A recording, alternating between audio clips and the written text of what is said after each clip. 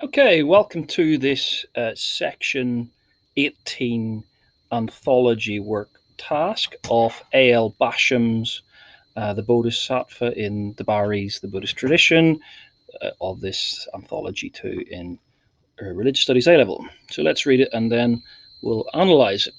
Then the poor man, in search of food and clothing, came to the rich man's home, and the rich man was sitting in great pomp at the gate of his house, surrounded by a large throng of attendants, on a splendid throne, with a footstool inlaid with gold and silver, under a wide awning decked with pearly and flowers, and adorned with pearls and flowers, and adorned with hanging garlands of jewels. And he transacted business to the value of millions of gold pieces, all the while being fanned by a fly whisk. When he saw him, the poor man was terrified, and the hair of his body stood on end, for he thought that he had happened on a king or some high official of state, and had no business there. I must go, he thought, to the poor quarter of the town, where I'll get food and clothing without trouble. If I stop here, they'll seize me and set me to do forced labor, or some other disaster will fall me. So he quickly ran away. But the rich man recognized his son, and as soon as he saw him, he was full of joy and thought, "This is wonderful! I found him who shall enjoy my riches. He of whom I thought constantly has come back, now that I am old and full of years." Then, longing for his son, he sent swift messengers, telling them to go and fetch him quickly. They ran at full speed and overtook him. The poor man, trembling with fear, the hair of his body stood on end, and he urged a cry of distress and exclaimed, "I've done you no wrong." But they dragged him along by force, until, fearful that he would be beaten or killed, he fainted and fell on the ground. His father, in dismay, said to the men, "Don't drag him along that way." Without saying more, he sprinkled his face with cold water, for though he knew the poor man was his son, he recognized that his estate was very humble, while his was very high. So let's look at the passage. In this passage, what do the Lotus Sutra writers uh, polemically imagine Theravada would do? Was it realistic or more about in-group thinking? Look at this first line. Then the poor man, in search of food and clothing, came to the rich man's home. Basham here is narrating, quoting the Lotus Sutra, and teaching that if a Theravada came to a Mahayana believer, i.e., the rich man, sitting with great pomp in his gate of his house, surrounded by his large throng of attendants, blah, blah, blah, all the bling, we're amazing, aren't we, Theravada? This rhetoric is supposed to seduce you into the by feeling into the ways of Mahayana. This series of metaphors is compounded upon compoundation, metaphor compounded upon metaphor, to say just how much better Mahayana is to Theravada. This is preaching. This could it be Martin Luther King preaching "I have a dream"? It's that sort of imaginative preaching to the choir. And they think that the Lotus Sutra writer thinks that the Theravada would go to the rich man's home and would be in awe of the riches. Interesting. Who's this written for? So, look, this long list of bling. What's this all about? Look at this list of bling here. The large throng of attendants, the splendid throne, the flowers and hanging garlands and jewels, the act of business, the value of millions of gold pieces, being fanned with a white whisk. What's all that about? So the Lotus Sutra is reflecting the local customs of the day, what riches, honor, wealth was linked to. Today, he'd have his iPhone, he'd have a big car, he'd have a big house, etc., etc. He'd have all the gadgets. He'd have maybe other things as well. This is all about describing enticing people with visceral images, seductive visceral images of the superiority, the more perfected wisdom of Mahayana to Theravada, using local symbols that are very, very rich and provocative. So all of this is interesting. What about this religious language that speaks to the poor man's terror? The poor man was terrified. Theravada, obviously, polemically, this text is saying, couldn't stand. They can't handle the truth. They couldn't stand the full glory of Mahayana perfected wisdom and truth. And this is not just an inclusivist. This is the slide to exclusivism of a sort of very obvious sort. Now we look at Buddhist attitudes to other traditions, Buddhist attitudes within Buddhism, one to another, ecumenicism, and interfaith dialogue in 5.2. The reality is there's a range of, as in any religion, attitudes to other traditions within and other faiths that are variously exclusivist, inclusivist, or pluralist. Theravada, polemically here, are those who believe to be impoverished in terms of their belief. They have the wrong beliefs. And if only they came to Mahayana. So they're the ones in the parable of the lotus of the burning house who must ride the small cart. And all of this is to do with this really, really important word, ekiyana. Ekiyana. Write it down, get to know it. This is the doctrine of one vehicle. Largely, it's an inclusivist soteriological view that others may get there, but we're the way they really get there. We're the ones with the best and the final truth. So, what is the soteriological view of the Lotus Sutra towards other Buddhist traditions? What does it say here in the text? It says, I must go, thought the poor man, to the quarter of town where I'll get food and clothing without trouble. Well, it's false. Theravada is false. It has the wrong beliefs. It lives in the poor part of town. It needs, it has the, maybe it's in the town, but it's the poor part of town. It's going to get there, but it has the less good beliefs, as it were. Typical inclusivist perspective.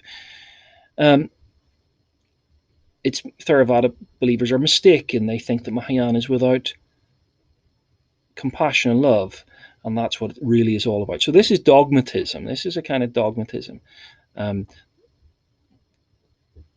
So asking, who is us? Who is us? Who is us? We're the rich. You're the poor. So perhaps here as we go on, we have this really interesting coercive kind of thing going on here. If I stop here, they'll seize me and set me to do forced labor, or some other disaster will fall me. And this is really interesting, this whole section here that speaks to religious conversion, whether it can be voluntary or through persuasion, or whether it has to be at the end of a sword.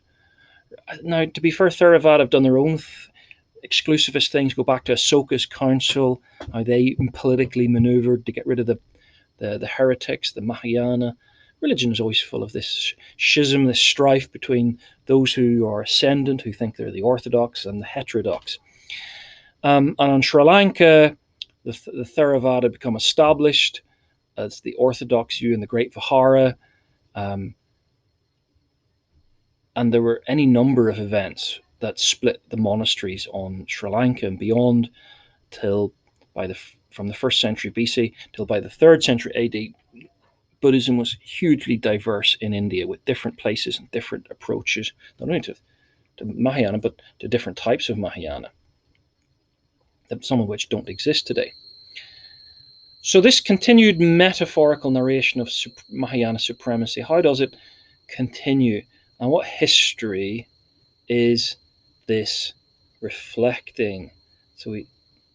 What history is this all reflecting? He ran away, the rich man recognized his son, and thought, this is wonderful, I've found him, who shall enjoy my riches? It's all of this history, Sri Lanka, 1st century BC to the 3rd century AD. What superlatives of the rhetoric attempt what Aristotle would call the pathos, the logos, ethos, that we have the right ethos, we're the credible, they're the incredible. Now, what does it say? It talks about, I am old and full of years.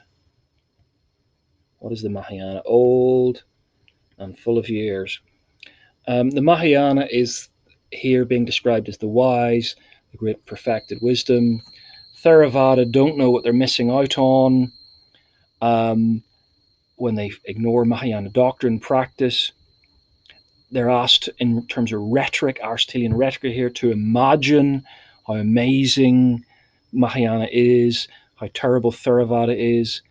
So negative and positive rhetoric is being used here as a political weapon. It's political speak, negative and positive, to build up, to tear down. Very typical of modern political, especially American, but increasingly British politics. Think of attack ads as you have. Now, look at this positive. Look, so the poor man, he disappears to the poor part of town. The rich man, if only he could persuade him. The longing for his son, the swift messengers. They're not just messengers, they're swift, telling him to go and fetch him quickly.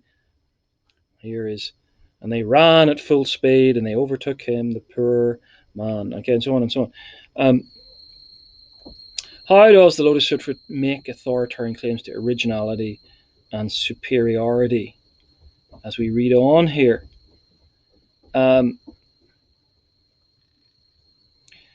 well, all of this language is saying we're the good, you're the bad. I've done you no wrong. He's crying full of distress. He's had to be dragged along by fear and beaten and fainted and fell to the ground. And with dismay, don't drag him along. He sprinkled his face with water. Here's the compassion of the assertion that we're the original and we're the best form of Buddhism. We're the mature and they're the immature who are fearful, who don't know the true ideas of Buddhism. This inclusivist soteriology that contrasts the immature Theravada ideas with the mature, perfected wisdom of Mahayana. Remember, Mahayana had claimed that they had received later revelations, variously through the sea serpents. Nagarjuna claimed to reveal the original better teaching of the original Buddha, or later in the Lotus Sutra, the Buddha just turns up in a sort of religious experience of a religious revival on Vulture's Peak to give this perfected teaching.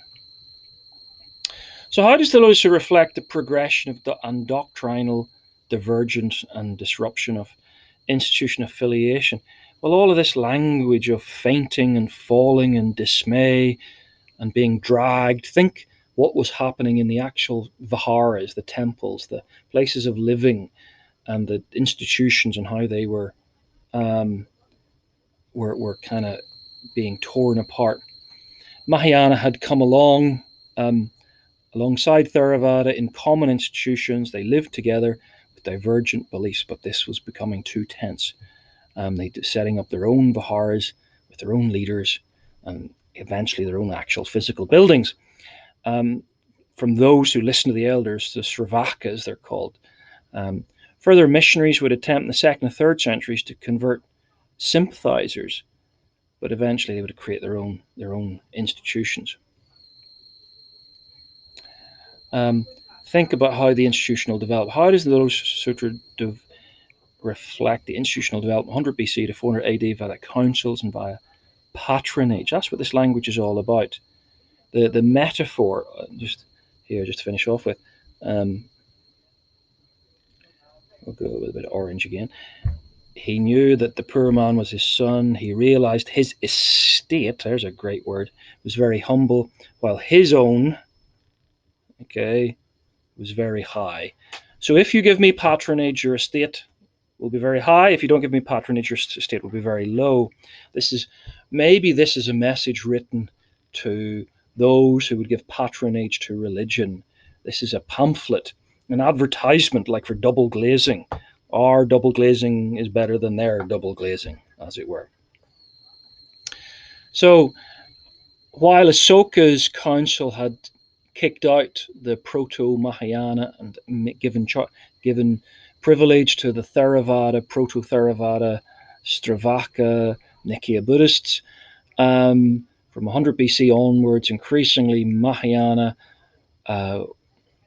diverged, and they formed their own council. The fourth council is very difficult. There are two fourth councils of Buddhism. So the Mahayana interpretation, well, basically rejected the Abhidhamma of the Asoka's council, and rejected the Abhidhammists of the 3rd century BC and onwards, in favor of gaining patronage in the northwest of India. The, they didn't want the patronage, or would have liked it, but couldn't get the patronage of Sri Lanka and other places, so they left. And they, with, I told you so, chip in the shoulder texts to describe all the derogatory, think the derogatory language of the burning house parable. So what in the end does the Lotus Sutra text of the paternal metaphor suggest? Throughout this little bit of text, there is this ongoing paternal metaphor. It's over and over again. Let's just underline it a bit. The rich man's home, where was the son and father, over and over. So the rich man is not the paternal metaphor, but that's who it is. The poor man is the son, so reference, he's the poor, he's the son. So one and the same thing as we go through this whole section here. So what's going on here? So what we're saying here is the Father gives undeserved compassion by the grace of the Father. That's a sort of rhetoric. Well, look how credible we are. We're much better. This is a polemical stopper, as it were. Theravada can't be persuaded towards truth. They are blind. They prefer to live in the poor part of town. It's a form of rhetoric that says, I'm not talking to you any longer because you're just wrong. I'm better than you. I'm more credible than you. So it's a way of stopping, a rhetoric stopper in any discussion. We can't listen to your arguments because your virtues aren't good enough. You're not worthy of being listening to. The cold water metaphor, that we find that in here, this cold water metaphor, suggests about merit making and merit transference. Well, here it is. Water is a very poignant metaphor, symbol of purity.